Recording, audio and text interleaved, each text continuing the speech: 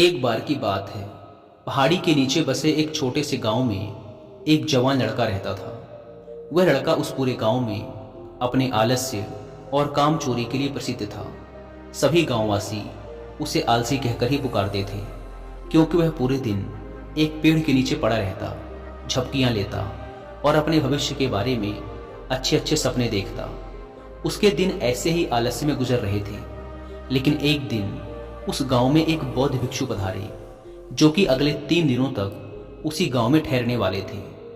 बौद्ध भिक्षु गांव में भिक्षा मांगते, दिन भर लोगों को उपदेश देते और रात्रि में गांव के बाहर बने बौद्ध मठ में विश्राम करते। बौद्ध भिक्षु जब भी भिक्षाटन के लिए जाते और भिक्षा लेकर वापस लौटते, तो वो हर बार उस जवान लड़के को उसी पेड़ के नीचे लेटा हुआ पाते। बौद्ध भिक्षु 2 दिनों तक ये सब देखते रहे और वो समझ गए कि यह लड़का मानसिक आलस्य का गुलाम है। तीसरे दिन जब बौद्ध भिक्षु भिक्षा लेकर वापस लौट रहे थे, तो वह उस लड़के के पास गए, जो कि अभी भी उसी पेड़ के नीचे लेटा हुआ था। भिक्षु ने लड़के से कहा, बेटे, मेरे पास तुम्हारे लिए एक काम है। मैं चाहता हूं कि तुम उस पहाड़ी की चोटी तक जाओ और वहां से मेरे लिए एक पंख लेकर आओ। लड़के ने लेटे लेटे ही अपना सिर पहाड़ी की तरफ घुमाया और उसकी सबसे ऊंची चोटी तक अपनी नजर दौड़ाई। उसके बाद उसने बौद्ध भिक्षु की तरफ देखा और उपहास उड़ाते हुए कहा, यह असंभव है, मैं उस पहाड़ी के शिखर तक नहीं जा सकता, मैं बहुत आलसी हूं। बौद्ध भिक्षु ने मुस्कुराते हुए कहा, अरे, लेकिन मुझे जिस पंख की तलाश है वो इस पहाड़ी के शिखर पर भी नहीं मिलेगा। वो तो इस पहाड़ी के दूसरी तरफ एक गुफा के अंदर मिलेगा, जिसके लिए इस पहाड़ी के शिखर तक चढ़कर दूसरी तरफ नीचे उतरना होगा। लेकिन वह कोई साधारण पंख नहीं है। ऐसा पंख तुमने आज तक नहीं देखा होगा। वो एक बहुत ही दुर्लभ लेकिन सुंदर पंख है, जो अपनी रोशनी बिखेरता है। भिक्षु की इन बातों से उस लड़के के अंदर उत्सुकता जागी। उसने आज से पहले ऐसे किसी पंख के बारे में कभी नहीं सुना था और ऐसे रोमांचक सफर के बारे में सोचकर वह अंदर से उत्साहित हो उठा। इसीलिए उसने भिक्षु की चुनौती को स्वीकार करने का निश्चय किया और वह पहाड़ी की तरफ चल पड़ा। लेकिन चढ़ाई बहुत लंबी और कठिन थी। जल्द ही लड़के का शरीर थकने लगा, सांस फूलने लगी और शरीर से काफी पसीना बहने लगा। लेकिन फिर भी उसने चलना जारी रखा।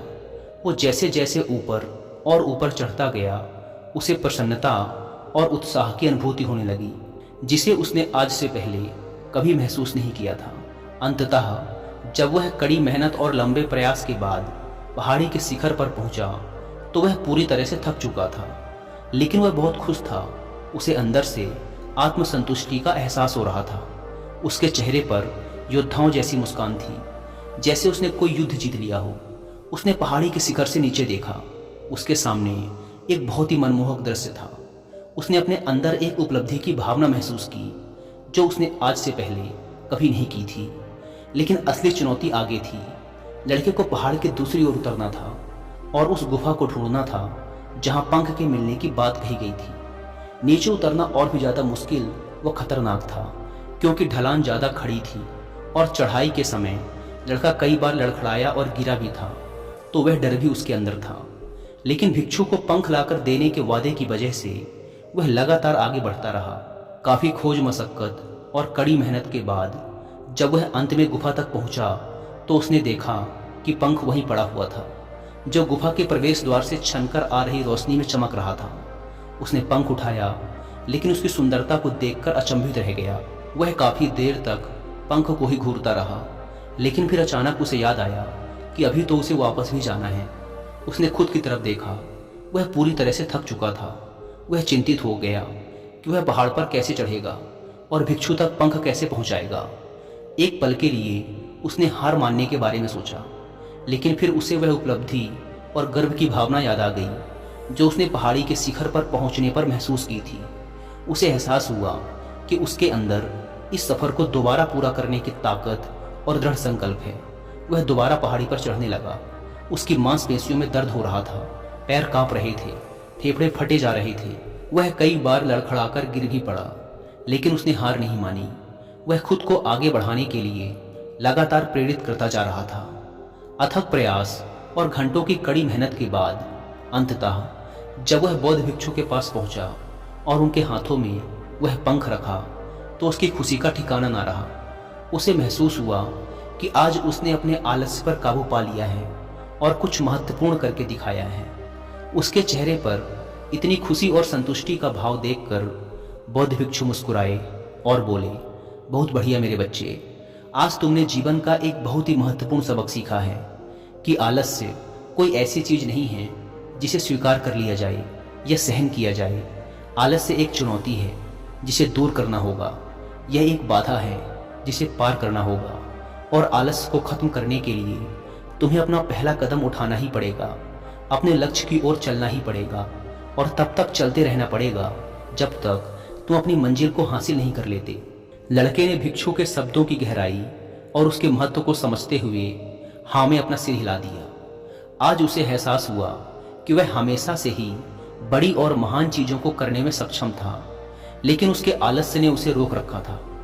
अब वह जानता था कि उसके पास अपने रास्ते में आने वाली किसी भी बाधा को दूर करने की ताकत और दृढ़ संकल्प है। इसके बाद भिक्षु ने उस लड़के को आशीर्वाद दिया और उस गांव से चले गए। इस कहानी से सीखने वाली बात यह है कि जब हम असंभव लगने पर भी अपने लक्ष्य को प्राप्त करने के लिए खुद को आगे बढ़ाते हैं, तब हम अपने भीतर एक ऐसी ताकत और दृढ़ संकल्प की खोज करते हैं जिसके बारे में हम पहले कभी नहीं जानते थे। आलस्य पर काबू पाने के लिए हमें खुद को चुनौती देनी चाहिए और बड़े व महत्वाकांक्षी लक्ष्य बनाने चाहिए।